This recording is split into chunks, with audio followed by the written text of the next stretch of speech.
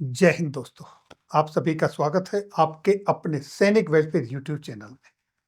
दोस्तों, आज हम एक ऐसे मुद्दे पर बात करेंगे जो न सिर्फ करोड़ों केंद्रीय कर्मचारियों, पेंशनरों से जुड़ा है, बल्कि वीर सैनिकों और शहीदों के परिवारों की जिंदगी को भी प्रभावित करता है। और ये मुद्दा है 8वें वेतन आयोग का, जिसकी देरी व चुप्पी ने सबको चिंता में डाल दिया है। साथियों, मिस्टर बृहस्पति सामल जी, जो कि जनरल सेक्रेटरी महासचिव हैं confederation of central government employees and workers, Orissa state coordination committee के, उन्होंने एक ब्लॉग पोस्ट किया है उड़ीसा पोस्ट में, जहां पर बताया गया है कि आज आप सभी जानते हैं कि महंगाई किस तरीके से आसमान छू रही है। रोजमर्रा के खर्चे, दवाइयों की कीमत दिन प्रतिदिन किस तरीके से बढ़ रहे हैं। अगर आप अस्पताल जाते हैं तो वहां पर अनवांटेड इन्वेस्टिगेशन और न जाने किस प्रोसीजर से भी आपको गुजरना पड़ जाए, जिसकी आवश्यकता भी नहीं है।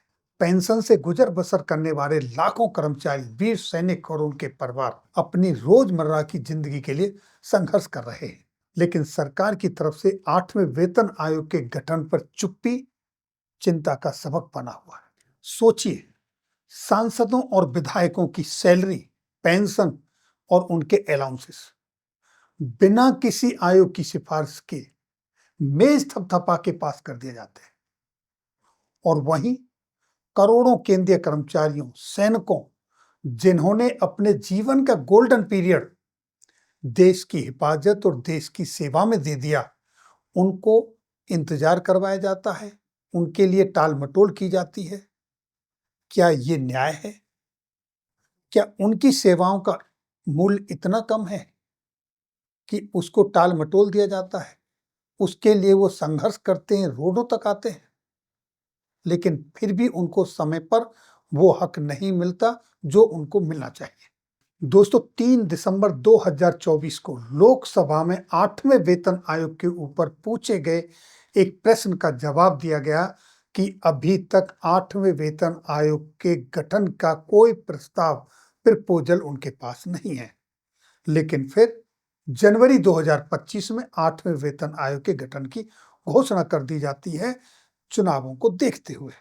फिर भी अभी तक ना तो कर्मचारियों को कोई राहत मिली है, ना ही 8वें वेतन आयोग का गठन हुआ है। क्या इसे सिर्फ देरी कहेंगे?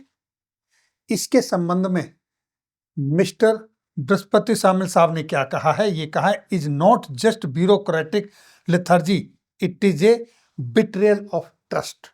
बहुत बड़ी बात कही है। दोस्तों, हमारे सैनिक, करोड़ों केंद्रीय कर्मचारी अपने जीवन का गोल्डन पीरियड देश की सेवा में लगा देते हैं, और वो ये उम्मीद रखते हैं कि सेवानिवृत्ति के बाद उनको सम्मान और सुरक्षा चाहिए, इंतजार नहीं। लेकिन उनको मिलता क्या है? फाइनेंस एक्ट 2025, जो उल्टा भेदभाव बढ़ा देता है। पेंशन तय करने के लिए अलग अलग नियम बना दिए गए हैं, जिससे करोड़ों केंद्रीय कर्मचारियों, सैनिकों का बराबरी की पेंशन का हक छिन रहा है।